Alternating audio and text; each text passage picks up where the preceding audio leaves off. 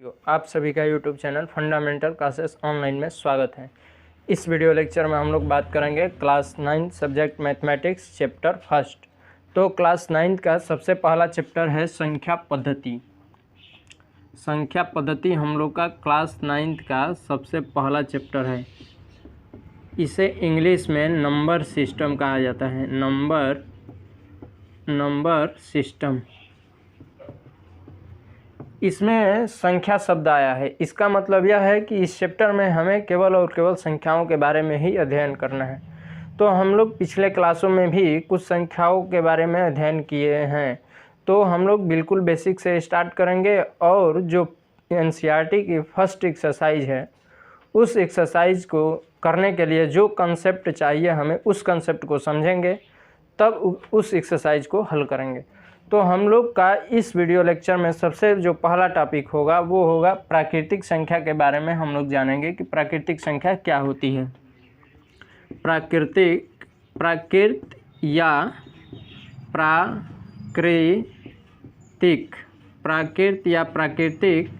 संख्या, इसे इंग्लिश में नेचुरल नंबर कहा जाता है।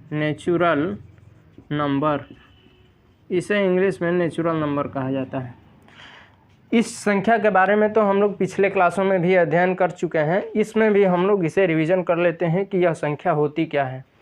तो अगर प्राकृतिक संख्या की बात करूं तो गिनती की संख्या को ही प्राकृतिक संख्या कहते हैं।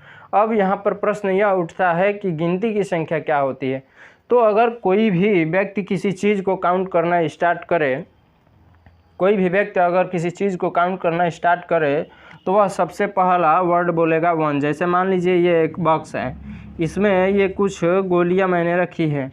अगर इस बॉक्स में मैं कहूं कि इस बॉक्स में कितनी गोलियां है, तो आप लोग कहेंगे, इसे काउंट करना स्टार्ट करेंगे कि ये 1, ये 2, ये 3, ये 4। मतलब यहाँ पर हमारे समझाने का यही मतलब है कि कोई भी व्यक्ति अगर किसी चीज़ को काउंट करना स्टार्ट करता है तो वह सबसे पहला वर्ड बोलता है 1, उसके बाद बोलता है 2, उसके बाद बोलता है 3, उसके बाद 4, 5, 6, 7, 8, 9, 10।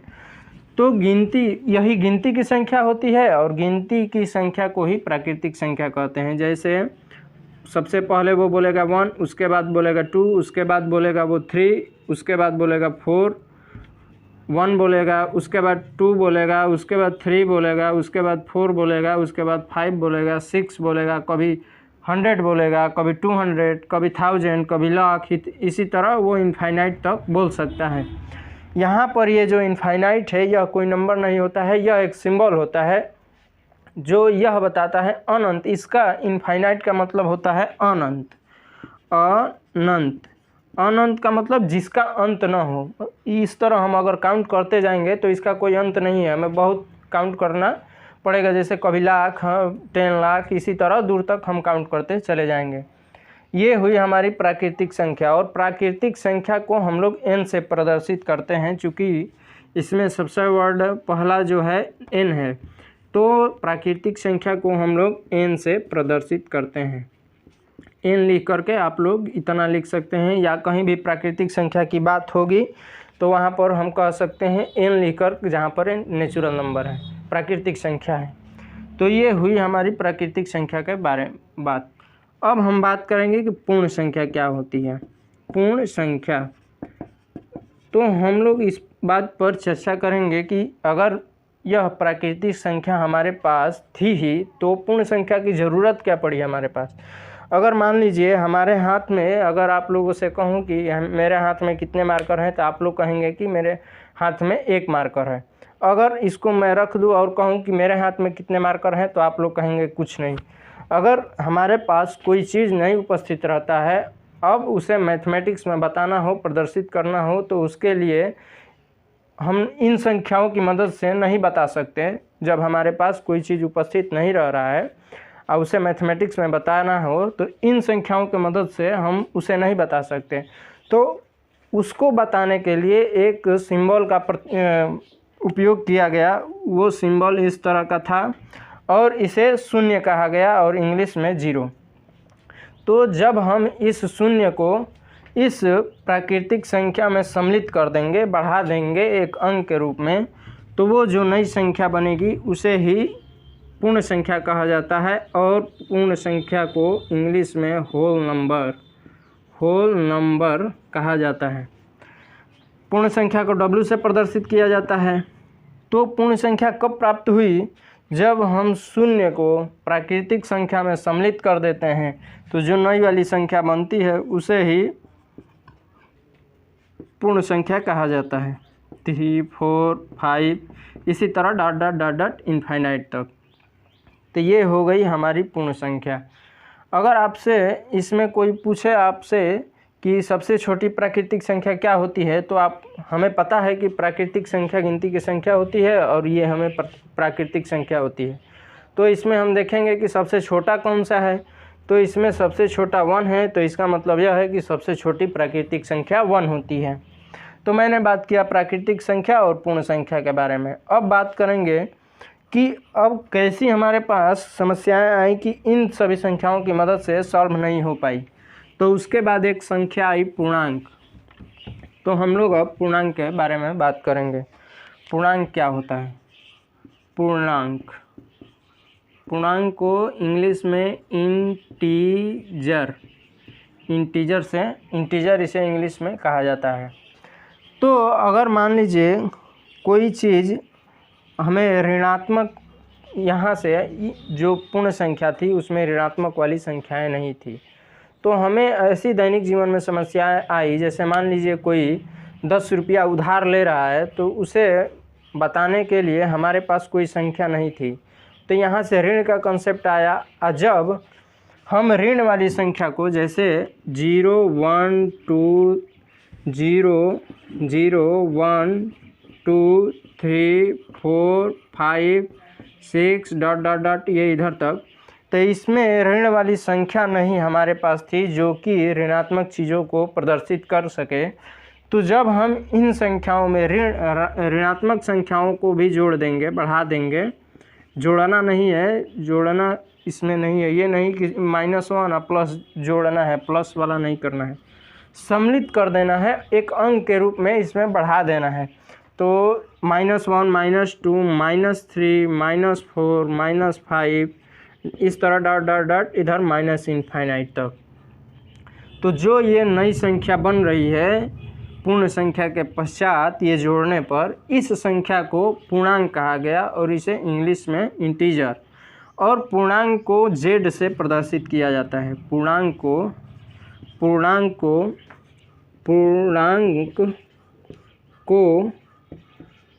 Z से प्रदर्शित किया जाता है। ये जो संख्या हुई इसे Z से प्रदर्शित किया जाता है। यहाँ पर जो ये -इनफाइनाइट है, ये -इनफाइनाइट, यह एक नंबर सिंबल है, यह कोई संख्या नहीं होती है। तो यह बता रहा है -इनफाइनाइट कि हमें ऋणात्मक की ओर अनंत तक जाना है। -इनफाइनाइट का मतलब यह होता है। अब हम यहाँ तक पढ़ चुके प्राकृतिक संख्या, पूर्ण संख्या और पूर्णांक के बारे में हम लोग जान चुके हैं। अब यहाँ पर हम पूर्णांक में यह देख रहे हैं, पूर्णांक में कि यहाँ 2 प्रकार की संख्याएं हो जा रही है, एक 0 से इधर वाली और एक 0 से इधर वाली। देखिए अगर ध्यान से आप लोग देखेंगे तो एक संख्या 0 के इधर वाली हो रही है और एक 0 की इधर वाली। तो इधर वाली संख्याओं में हम देख रहे हैं कि सभी धनात्मक संख्याएं हैं और 0 की जो लेफ़्ट साइड में संख्याएं हैं ये सभी ऋणात्मक संख्याएं हैं। तो यहाँ पर जो पूर्णांक हुआ, पूर्णांक भी 2 टाइप का हो गया। पूर्णांक में एक ये धनात्मक वाली संख्याएं हैं और एक ऋणात्मक वाली। तो यहाँ पर पूर्णांक 2 टाइप का हो गया। एक हो गया धनात्मक पूर्णांक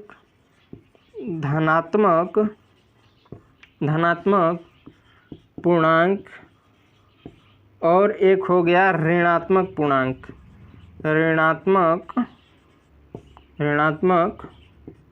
पूर्णांक। इसे इंग्लिश में निगेटिव इंटीजर कहा जाता है, इसे पॉजिटिव इंटीजर और इसे निगेटिव इंटीजर कहा जाता है। धनात्मक पूर्णांक को z प्लस से प्रदर्शित किया जाता है और ऋणात्मक पूर्णांक को z माइनस से प्रदर्शित किया जाता है। धनात्मक पूर्णांक जो होता है ये 1 होता है, 2 होता है, 3 होता है, 4 होता है, 5, 6, ये मतलब ये वाली सभी संख्याएं धनात्मक पूर्णांक होती है। ऋणात्मक पूर्णांक में -1 होगा, -1, -2, -3, -4, इस तरह डॉट डॉट ये माइनस इन्फाइनाइट तक या ये इन्फाइनाइट तक प्लस इन्फाइनाइट। तो ये हमारा धनात्मक पूर्णांक हुआ और ये वाला ऋणात्मक पूर्णांक हुआ। ये पूर्णांक दो टाइप का हुआ, एक धनात्मक पूर्णांक और एक ऋणात्मक पूर्णांक। यहाँ पर हम यह देख रहे हैं कि धनात्मक पूर्णांक हो चाहे ऋणात्मक पूर्णांक हो, इन दोनों में ये जो नंबर बीच वाला है इसका उपयोग नहीं किया गया है। इसका मतलब यह है कि धनात्मक पूर्णांक और ऋणात्मक पूर्णांक में 0 को सम्मिलित नहीं किया जाता है। धनात्मक पूर्णांक में ये सभी संख्याएं हो जाती है और ऋणात्मक पूर्णांक में नीचे वाली सभी संख्याएं हो जाती हैं। अब इन संख्याओं को हम संख्या रेखा पर प्रदर्शित कर दे रहे हैं। जो अभी तक हमने जो संख्या पढ़ी उन सभी संख्याओं को एक रेखा पर लिख देंगे, या जो रेखा बनेगी ये रेखा बनेगी, इस रेखा पर मान लीजिए मैंने संख्याओं को रखा, ये एक पॉइंट है जिसे मैंने 0 नाम रख दिया। अब इससे समान दूरी पर एक एक पॉइंट लिया, मतलब इतना दूरी पर, फिर इतने ही दूरी पर इस तरह पॉइंट लेते गए, इधर इधर इधर, इसे इन्फाइनाइट तक इसी तरह ले लेना है, यहाँ पर एक इन्फाइनाइट तक। फिर 0 के लेफ़्ट साइड में भी इतने ही समान दूरी पर मैंने पॉइंट लिया, ये पॉइंट लिया, ये पॉइंट लिया, ये पॉइंट लिया, समान दूरी पर पॉइंट लेना है। अब इस पॉइंट पर मैंने जो अभी तक नंबर पढ़ा है उस नंबरों को लिख देंगे। तो यहाँ पर ये 1 लिख देंगे, 2 लिख देंगे, 3 लिख देंगे, 4 लिख देंगे, 5 लिख देंगे, 6 लिख देंगे, 7, 8, इसी तरह हमें लिखते जाना है। 8 के बाद 9 आएगा, 10 आएगा। अब 0 के लेफ़्ट साइड में हम लिखेंगे -1, यहाँ पर -2, यहाँ पर -3, यहाँ पर -4, यहाँ पर -5, यहाँ पर -6, यहाँ पर -7, यहाँ पर -8, यहाँ पर -9। तो यह एक रेखा थी, इस पर मैंने संख्याओं को लिख दिया, तो इसलिए यह संख्या रेखा हो गई। संख्या रेखा पर मैंने सभी संख्याओं को प्रदर्शित कर दिया है। ये वाली जो यहाँ से इधर संख्याएं हैं ये प्राकृतिक संख्या हुई। जब प्राकृतिक संख्या में मैंने 0 को सम्मिलित कर दिया तो जो नई संख्या बनी वो पूर्ण संख्या हो गई। यहाँ से ये, जब इस पूर्ण संख्या में मैंने ऋणात्मक वाली संख्याओं को भी सम्मिलित कर दिया तो एक नई संख्या बनी, तो ये सभी जो संख्याएं बनी इसे पूर्णांक कह दिया गया। अब यहाँ पर प्रश्न यह उठता है कि क्या इस संख्याओं के अलावा भी इस नंबर लाइन पर कोई संख्याएं बची है? तो इसका आंसर है कि मान लीजिए कोई संख्या 1/2 है, तो यह 1/2 इस नंबर लाइन पर भी तो कहीं होगी, तो ये कहाँ है? इसका मतलब यह है कि इस प्रकार की संख्याएं अभी बच रही है इस नंबर लाइन पर। तो उस संख्या के बारे में हम लोग चर्चा करेंगे, यानी हम अब परिमेय संख्या के बारे में चर्चा करेंगे कि परिमेय संख्या क्या होती है। परिमेय संख्या, परिमेय संख्या जिसे इंग्लिश में रेशनल नंबर कहा जाता है, RATIONAL, रेशनल नंबर, इसे इंग्लिश में रेशनल नंबर कहा जाता है। परिमेय संख्या ऐसी संख्या, मान लीजिए ऐसी संख्या जिसे P/Q के रूप में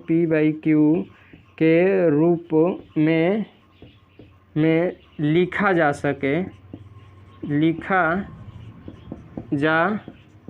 सके वह परिमेय संख्या कहलाती है।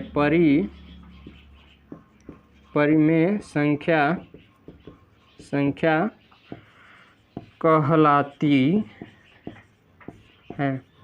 मान लीजिए कोई संख्या n है, n, तो इस संख्या n को जब हम P/Q के रूप में लिख देंगे तो वो हमारी संख्या परिमेय संख्या कहलाएगी।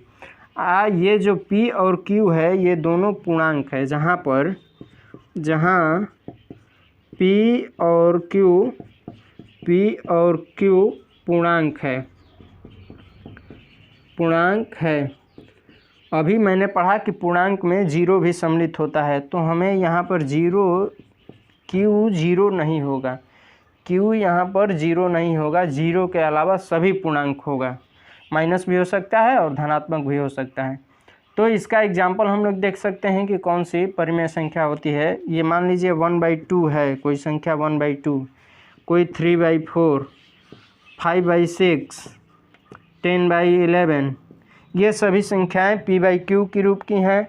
यहाँ पर P = 1 है और Q = 2 है, जो कि दोनों पूर्णांक है। यहाँ पर भी P = 3 है और Q = 4 है, जो कि दोनों पूर्णांक है, 3 और 4 दोनों पूर्णांक है। यहाँ पर इसमें P = 5 है और Q = 6 है, जो कि दोनों पूर्णांक है। इसमें भी P = 10 है और Q = 11 है, जो कि दोनों पूर्णांक है। तो दोनों पूर्णांक है और Q जीरो नहीं है, कहीं पर भी हम देख रहे हैं, इसमें भी किसी में जीरो नहीं है। तो ये सभी इस प्रकार की संख्याएं परिमेय संख्या होती है। अब प्रश्न यहाँ पर ये उठता है कि क्या 1 भी परिमेय संख्या है, 2 भी परिमेय संख्या है, -1 भी परिमेय संख्या है, -5 भी परिमेय संख्या है? तो हाँ, इसका आंसर यह है कि ये सभी भी परिमेय संख्या हैं, क्योंकि 1 को हम 1/1 के रूप में लिख सकते हैं, यहाँ P/Q के रूप में हम लिख सकते हैं। 2 को 2/1 लिख देंगे, इसके मान में कोई अंतर नहीं आएगा, तो यहाँ पर P = 2 हो जाएगा और Q = 1।